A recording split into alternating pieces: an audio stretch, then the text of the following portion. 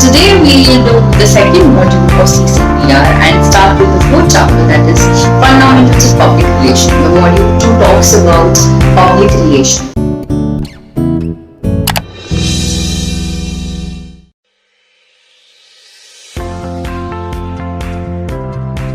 Now, what is public relations?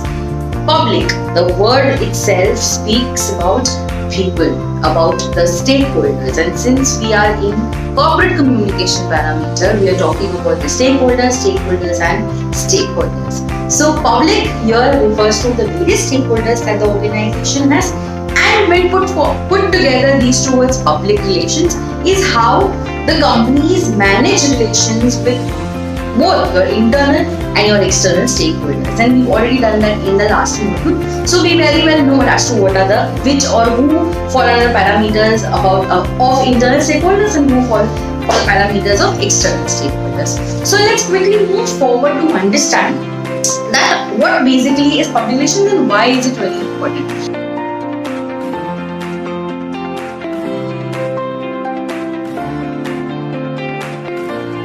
Now, public relations is important primarily for the main objective of handling relations with the public, so that the objective of having a good reputation for an organization is maintained.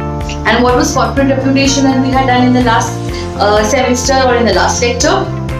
It was with regards to the collective perception of various stakeholders is nothing but your reputation. Now, whether they have positive reputation, they have a good reputation for you, they have a negative reputation, depends on how you are managing your affairs in the organization.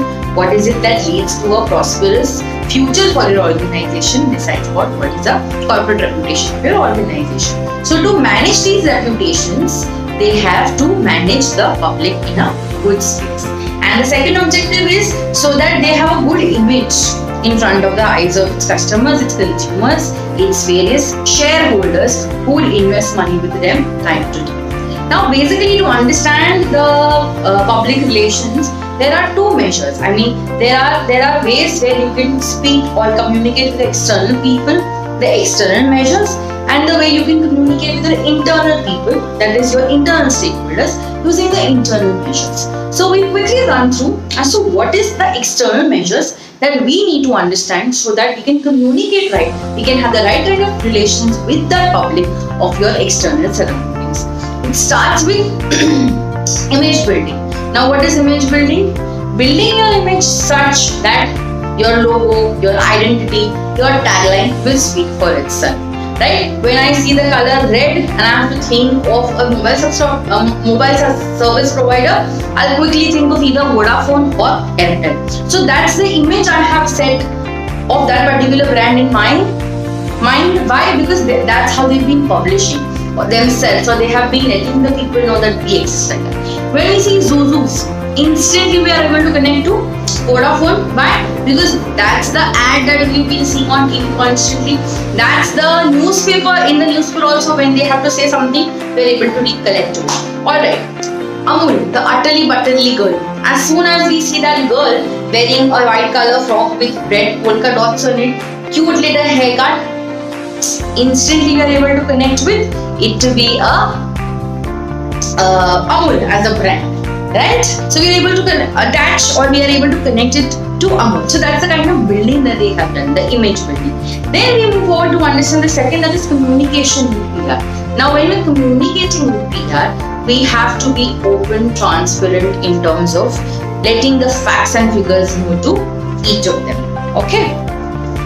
Alright, so that's what was image building all about. Now we'll understand what is the second parameter of external measures, which is nothing but communication for PR. Now, what is the meaning of communication for PR? Letting the people know about your organization using certain methods. Now, what are these methods, or what are the ways via which organizations can let them about their details be known to the external public, external stakeholders of the external public? So the first is the open house concept.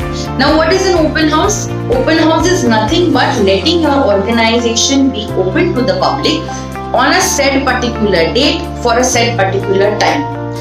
Ideally, a very strong concept with the foreign countries. Not so much of it is followed in India, but in foreign countries, they let out a statement that on so and so date, between 10 to 3 or 10 to 5 morning to evening, we are going to let anybody and everybody enter our organization and have a look at all our financial statements and the documents and the employee manuals that we've made and the SOPs that we've made, or to inspect any other thing of their interest area. Now, this leads to a lot of transparency when you walk into a Domino's outlet and you are able to see as to how they are making pizza, right? Or your McDonald's outlet, and you're able to see how they're making a burger. You kind of have a strong feeling, or you can rely on the fact that they are using the right kind of products to make your food, or the ingredients to make your food. Your hygiene is maintained, right? So that is a concept of open house. Now, open house for Domino's and McDonald's is something which is a 24/7 open door policy. But with organizations, they give the access to the outsiders to come inspect whatever they want to, ask questions, and that just leads to a lot of transparency. So via this, they are able to let the external public know about their way of functioning, right? Then we move to understanding the second point, which is exhibitions and trade fairs. Now, what are exhibitions and trade fairs?